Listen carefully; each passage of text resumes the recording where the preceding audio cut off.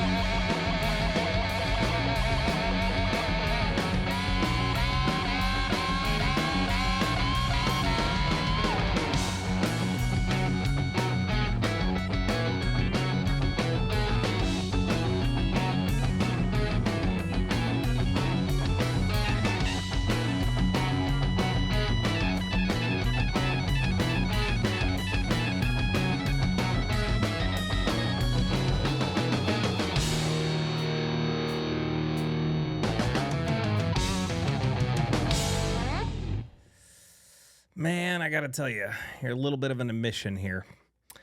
Warren Haynes and Gary Moore are the two reasons why I removed this. In the guitar world, we would call it the poker chip. It's not on this guitar right now. On a Les Paul, you would normally have a little round disc around the three-way selector switch, and one side would say rhythm, and one side would say lead.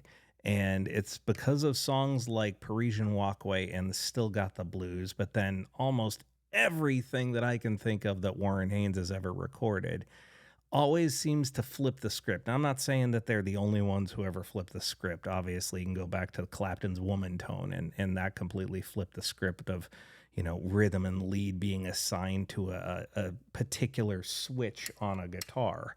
But the reality of it was, for me personally, it was Gary Moore and Warren Haynes specifically that made me go, wait a second, that doesn't make any damn sense. And I know which one I'm going to play for which particular sound. I'm going to play the neck pickup for all those soulful, harmonious, just rich, gut-wrenching guitar tones.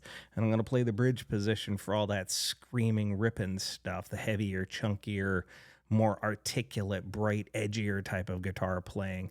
And I'm going to flip between them depending upon exactly what I want to do. And then at the end of the day, my brain said, well, then I don't want that little chip on there, because that poker chip ring on there, because it just doesn't make any damn sense. And frankly, I kind of like the way my Les Paul looks without it. I also removed the pick guard on the dang thing because I didn't want this beautiful flame top covered up by the pick guard or the plastic. And so with that said, let's move on to the live version. How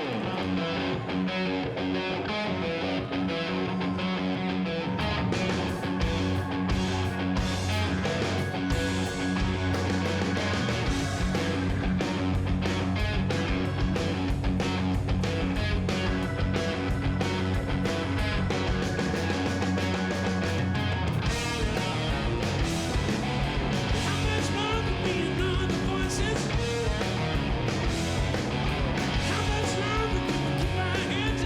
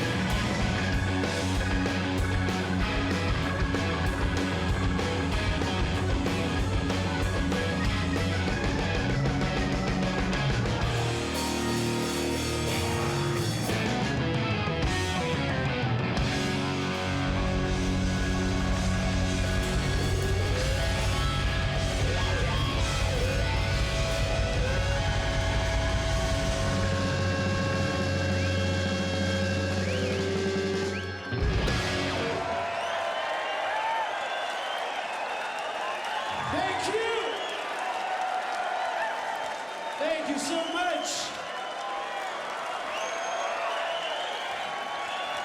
Man, I gotta tell you, first things, let's say it right off the bat. Bass line is sick. I mean, that is a stone cold groove, right? Secondly, one of the things I love about Gov't Mule is that they never play the song the same way twice. I've seen them countless times. I've seen them play the same song over the course of years and years and years of being a fan, and never caught even remotely close to the same kind of vibe. Not only do they change their song list, their set list up every single night so that they never repeat a show, not only do they keep track of set lists that they've played in a particular city so that the next time they come back, it's a completely different set or a completely different show. But even if you hear, like I remember one particular time I saw them 3 nights in 4 days and they repeated 2 songs across, 9 hours worth of music.